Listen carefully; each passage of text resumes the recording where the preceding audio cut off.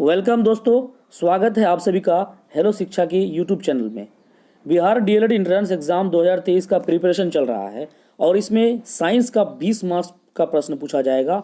Most important question जो है आपके लिए लेके आए हैं साइंस का, तो बने रहिएगा चैनल के साथ, सब्सक्राइब कर दीजिएगा, लाइक कर दीजिएगा और दोस्तों के साथ शेयर कीजिएगा। चलते हैं आज के प्रश्न के ऊपर। आज का पहला प्रश्न है, साइंस का प्रश्न है, बहुत ही इंपॉर्टेंट प्रश्न है। कार्य का मात्रक है, ऑप्शन ए है जूल, ऑप्शन बी है न्यूटन, ऑप्शन सी है वाट, ऑप्शन डी है डाइन। आंसर बताइए आप लोग खुद से पहले। इसका जो आंसर होगा वो होगा जूल। कार्य का मात्रक है जूल, ऑप्शन ए बिल्कुल यहाँ पे राइट होता है। चलेंगे दूसरे प्रश्न पे। प्रकाश वर्ष इकाई है किसकी? ऑप्शन ए दूरी की, ऑप्शन बी समय की, ऑप्शन सी प्रकाश तीव्रता की, ऑप्शन डी द्रव्यमान की। प्रकाश वर्ष जो है किसकी, प्रकाश वर्ष किसकी इकाई है? तो इसका आंसर होगा ऑप्शन ए दूरी की इकाई है। प्रकाश वर्ष किसकी इकाई है? दूरी की इकाई है। ऑप्शन ए बिल्कुल राइट है यहां पर। नेक्स्ट प्रश्न है, एम्पियर मात्रक है, एम्पियर किसका मात्रक है? प्रकाश तीव्रता का, विद्युत आवेश का, विद्युत धारा का, चुंबकीय क्षेत्र का। आंसर बताइएगा इसका। एम्पियर मात्रक है, एम्पियर मात्रक है विद्युत धारा का। ऑप्शन सी जो है बिल्कुल राइट है यहाँ पर। एम्पियर किसका मात्रक है? विद्युत धारा का मात्रक है। नेक्स्ट प्रश्न है, काफी इंपोर्टेंट प्रश्न है। निम्नलिखित में से समय का मात्रक नहीं है, नहीं पर थोड़ा सा गौर कीजिएगा, ध्यान दीजिएगा यहाँ पर। पहला ऑप्शन है अधिवर्ष, दूसरा है चंद्रमा, तीसरा है प्रकाश वर्ष और चौथा है इनमें से कोई नहीं। निम्नलिखित में से समय का मात्रक नहीं है। समय का मात्रक जो है प्रकाश वर्ष नहीं है। ऑप्शन सी यहाँ बिल्कुल राइट है, नहीं है। चलेंगे अगले प्रश्न पे। अगला प्रश्न है, पारसेक, पारसेक इकाई है किसकी? दूरी की, समय की, प्रकाश की चमक की, चुंबकीय बल की। पारसेक इकाई है किसकी इकाई है? पारसेक जो है दूरी की इकाई है। ऑप्शन ए जो है यहाँ बिल्कुल राइट है। अगला प्रश्न है, निम्नलिखित में से कौन सा एक सुमेलित नहीं है? ऑप्शन ए डेसिबल ध्वनि की प्रबलता की इकाई है, ऑप्शन बी है अश्व शक्ति, शक्ति की इकाई है, ऑप्शन सी है समुद्री मील दूरी की इकाई है, ऑप्शन डी है प्री सेल्सियस उष्मा की इकाई है। आंसर बताइए आप लोग। इसका आंसर होगा ऑप्शन डी, प्री सेल्सियस उष्मा की इकाई है। ऑप्शन डी इसका बिल्कुल राइट आंसर है। यही प्री सेल्सियस उष्मा की इकाई है। ये सुमेलित सही नहीं है, इसलिए नहीं पूछा है, तो आंसर यही सही होगा। नेक्स्ट प्रश्न है, ल्यूमेन किसका मात्रक है? ऑप्शन ए ज्योति तीव्रता का, ऑप्शन बी ज्योति फ्लक्स का, ऑप्शन सी ए एवं बी दोनों का, ऑप्शन डी इनमें से कोई नहीं। ल्यूमेन किसका मात्रक है? इसका जो आंसर होगा वो होगा ज्योति फ्लक्स। ल्यूमेन जो है वो ज्योति फ्लक्स का मात्रक है। ऑप्शन बी जो है यहाँ बिल्कुल राइट है। नेक्स्ट प्रश्न है, दाब का मात्रक है, दाब का मात्रक या दाब का एसआई मात्रक। Option A pascal, option B dyne, option C erg, option D joule. दाब का मात्रक, दाब का एसआई मात्रक है पास्कल। यहाँ पे ऑप्शन ए जो है बिल्कुल राइट होता है। चलेंगे नेक्स्ट प्रश्न पे। नेक्स्ट प्रश्न है, कैंडिला मात्रक है किसका? ज्योति फ्लक्स का, ज्योति प्रभाव का, ज्योति दाब का, ज्योति तीव्रता का। कैंडिला मात्रक किसका है? तो ज्योति तीव्रता का है। ऑप्शन डी जो है यहाँ बिल्कुल राइट है। कैंडिला मात्रक ज्योति तीव्रता का। आज का 10वां प्रश्न है, यंग प्रत्यास्थता गुणांक का एसआई मात्रक है डाइन पर सेंटीमीटर, न्यूटन पर मीटर स्क्वायर, न्यूटन पर मीटर, मीटर पर सेकेंड। यंग प्रत्यास्थता का एसआई मात्रक, इसका आंसर होगा न्यूटन पर मीटर स्क्वायर, न्यूटन पर मीटर स्क्वायर। ऐसे भी ये लिखा हुआ रह सकता है, न्यूटन पर मीटर स्क्वायर। ऑप्शन बी जो है यहाँ बिल्कुल राइट है। अगला प्रश्न है, निम्नलिखित युग्मों में से किन भौतिक राशियों के समान विमीय सूत्र नहीं है? ऑप्शन ए बल एवं दाब, ऑप्शन बी कार्य एवं ऊर्जा, ऑप्शन सी आवेग एवं संवेग, ऑप्शन डी भार एवं बल। निम्नलिखित युग्मों में से किन भौतिक राशियों के समान विमीय सूत्र नहीं है? तो इसका आंसर होगा ऑप्शन ए बल एवं दाब, force and pressure. Option A जो है यहाँ बिल्कुल राइट है। अगला प्रश्न है 12वां प्रश्न, अदिश राशि है। ऑप्शन ए ऊर्जा, ऑप्शन बी बल आघूर्ण, ऑप्शन सी संवेग, ऑप्शन डी उपयुक्त सभी। अदिश राशि, अदिश राशि ऑप्शन ए ऊर्जा जो है ये अदिश राशि है, बिल्कुल सही है ये। नेक्स्ट प्रश्न है, निम्नलिखित में सदिश राशि है, सदिश राशि कौन है? ये वेग हो गया, वेग होगा। ऑप्शन ए वेग, ऑप्शन बी द्रव्यमान, ऑप्शन सी समय, ऑप्शन डी लंबाई। निम्नलिखित में सदिश राशि है वेग। ऑप्शन ए जो है बिल्कुल राइट है। सदिश राशि अदिश राशि जिसमें दिशा एवं परिमाण दोनों होगा उसको सदिश राशि कहेंगे, इसलिए ऑप्शन ए जो है बिल्कुल राइट है। वेग में दिशा एवं परिमाण दोनों होता है। नेक्स्ट प्रश्न, पदार्थ के संवेग और वेग के अनुपात से कौन सी भौतिक राशि प्राप्त की जाती है? ऑप्शन ए वेग, ऑप्शन बी त्वरण, ऑप्शन सी द्रव्यमान, ऑप्शन डी बल। पदार्थ के संवेग और वेग के अनुपात से, तो इसके अनुपात से द्रव्यमान प्राप्त की जाती है। ऑप्शन सी जो है यहाँ बिल्कुल राइट है। 15वां प्रश्न है आज का, शून्य में स्वतंत्र रूप से गिरने वाली वस्तुओं का समान गति होती है, समान वेग होता है, समान त्वरण होता है, समान बल होता है।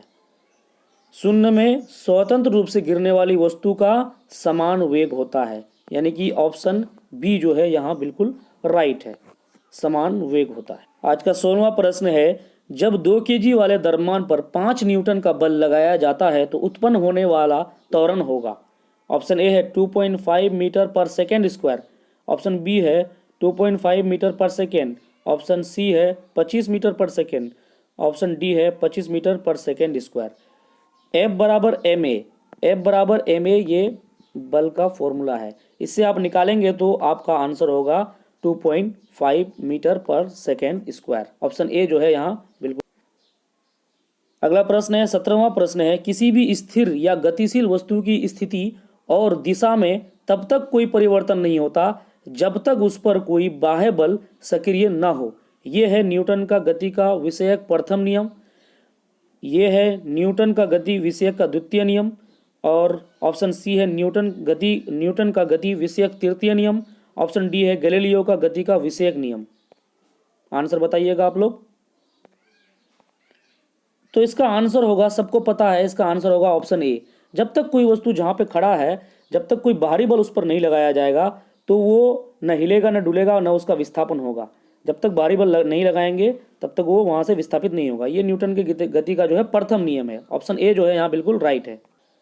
अगला प्रश्न है 18वां प्रश्न है, रॉकेट खाली जगह के सिद्धांत पर कार्य करता है। ऑप्शन ए ऊर्जा संरक्षण, ऑप्शन बी बर्नौली प्रमेय, ऑप्शन सी एवोगाड्रो परिकल्पना, ऑप्शन डी संवेग संरक्षण। रॉकेट के सिद्धांत पर कार्य करता है, इसका आंसर होगा ऑप्शन डी संवेग संरक्षण। 19वां प्रश्न है आज का, ये अश्व यदि एकाएक चलना प्रारंभ कर दे तो अश्वारोही के गिरने की आशंका का कारण है। ऑप्शन ए जड़त्व आघूर्ण, ऑप्शन बी द्रव्यमान का संरक्षण नियम, ऑप्शन सी विश्राम जड़त्व, ऑप्शन डी गति का तीसरा नियम। तो इसका आंसर होगा विश्राम जड़त्व।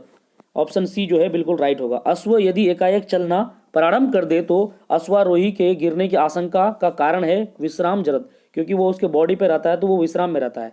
अचानक चलना शुरू करता है तो वो गिर सकता है। ऑप्शन सी बिल्कुल राइट है यहाँ पर। नेक्स्ट प्रश्न है 20वां प्रश्न है, क्रिकेट का खिलाड़ी तेजी से आती हुई बॉल को अपने हाथ को पीछे खींचकर पकड़ता है क्योंकि बॉल विश्राम की स्थिति में आ सकती है, बॉल त्वरित स्थिति में आ सकती है, हो सकता है कि उसे कम बल लगाने की आवश्यकता हो सकता है कि उसे अधिक बल लगाने की आवश्यकता हो। क्रिकेट का खिलाड़ी को आप देखे होंगे कि जब तेज आती हुई बॉल को पकड़ता है तो हाथ थोड़ा पीछे कर लेता है ताकि उसको क्या लगे, झटका कम लगे। अगर आप हाथ को वहीं रख देंगे तो आपको जोर से चोट लग सकता है आपके हाथ में। तो इसका आंसर होगा ऑप्शन ए, बॉल जो है विश्राम की स्थिति में आ सकती है। इसका आंसर ए बिल्कुल राइट है। अगला प्रश्न है, बल का गुणनफल है। ऑप्शन ए है द्रव्यमान और वेग, ऑप्शन सी पहले आ गया है, यहाँ पे टाइपिंग मिस्टेक है, भार और वेग। ऑप्शन बी है यहाँ बाई हो गया है, द्रव्यमान और त्वरण। ऑप्शन डी है भार और त्वरण। तो ये हो गया बी ऑप्शन। तो बल का जो फॉर्मूला होता है वो होता है F बराबर एम ए, यानी बल F से होता है फोर्स बल, और M हो गया द्रव्यमान, और A हो गया आपका त्वरण हो गया। तो बल बराबर द्रव्यमान गुना त्वरण। तो द्रव्यमान और त्वरण कहाँ पे है, ऑप्शन बी में है। ऑप्शन बी यहाँ नीचे आ गया है टाइपिंग मिस्टेक में। बल का गुणनफल होगा द्रव्यमान और त्वरण। ऑप्शन बी जो है बिल्कुल राइट है यहाँ पर। नेक्स्ट प्रश्न है, इंपॉर्टेंट प्रश्न है, शरीर का वजन पृथ्वी की सतह पर सभी जगह एक समान होता है। ऑप्शन बी में है ध्रुवों पर अधिकतम कम होता है। ऑप्शन सी है विषुवत रेखा पर अधिकतम होता है। ऑप्शन डी है मैदानों की तुलना में पहाड़ियों पर अधिक होता है। शरीर का वजन पृथ्वी की सभी जगह पर एक समान होता है, बिल्कुल सही है। शरीर का वजन जो है ध्रुवों पर अधिकतम होता है, ध्रुवों पर अधिकतम होता है, ये ज़्यादा सटीक है। यहाँ पर पृथ्वी पर जो है आप ज़्यादा ऊंचाई पर जब चले जाएंगे तो आपको हो सकता है कि आपके वजन में फर्क आ सकता है, इसलिए ऑप्शन बी यहाँ बिल्कुल सही है कि शरीर का वजन ध्रुवों पर क्या होता है, अधिकतम हो जाता है, ज़्यादा हो जाता है। अगला प्रश्न है किसी मनुष्य का भार पृथ्वी पर 600 न्यूटन है, तब चंद्रमा पर उसका भार कितना होगा? 6000 न्यूटन होगा, 60 न्यूटन होगा, 1000 न्यूटन होगा, 100 न्यूटन होगा। मनुष्य का भार पृथ्वी पर कितना न्यूटन है? 600 न्यूटन है, तो चंद्रमा पर उसका भार कितना हो जाएगा, वजन कितना हो जाएगा? तो 100 न्यूटन हो जाएगा। ऑप्शन डी जो है यहाँ बिल्कुल राइट है। नेक्स्ट प्रश्न है पृथ्वी की सतह पर किसी का भार 29.4 न्यूटन है, तो उसका द्रव्यमान कितना है? 2 किलोग्राम, 3 किलोग्राम, 4 किलोग्राम या 29.4 किलोग्राम। पृथ्वी की सतह पर किसी का भार इतना न्यूटन है तो उसका द्रव्यमान कितना होगा? उसका द्रव्यमान होगा 3 किलोग्राम। ऑप्शन बी जो है यहाँ बिल्कुल राइट है। नेक्स्ट प्रश्न है 25वां प्रश्न है आज का, एक अंतरिक्ष यात्री पृथ्वी तल की तुलना में चंद्र तल पर अधिक ऊंची छलांग लगा सकता है क्योंकि वह चंद्रमा पर भारहीन होता है, चंद्रमा पर कोई वातावरण नहीं है, चंद्र तल पर गुरुत्वाकर्षण बल पृथ्वी तल की तुलना में अत्यल्प है यानी कम है, चंद्रमा पृथ्वी से छोटा है। तो इसका आंसर होगा ऑप्शन सी। चंद्र तल पर जो गुरुत्वाकर्षण बल है वो पृथ्वी की तुलना में अत्यल्प है, अत्यल्प यानी कि बहुत कम है उसकी मात्रा, इसलिए वो आदमी ज्यादा छलांग लगा पाता है, ऊंची छलांग। ऑप्शन सी जो है बिल्कुल राइट है। यहाँ पर आज का आखिरी प्रश्न है, इंपोर्टेंट प्रश्न है कि 1 किलोग्राम राशि का वजन है 1 न्यूटन, 10 न्यूटन, 9.8 न्यूटन और 9 न्यूटन। 1 किलोग्राम राशि का वजन होगा 9.8 न्यूटन। ऑप्शन सी जो है बिल्कुल राइट है। आज का प्रश्न यही खत्म होता है। डीएलएड एंट्रेंस का जो भी तैयारी करना चाहता है चैनल के साथ जुड़ जाएं, लाइक कर दें, सब्सक्राइब कर दें और दोस्तों के साथ शेयर कर दें।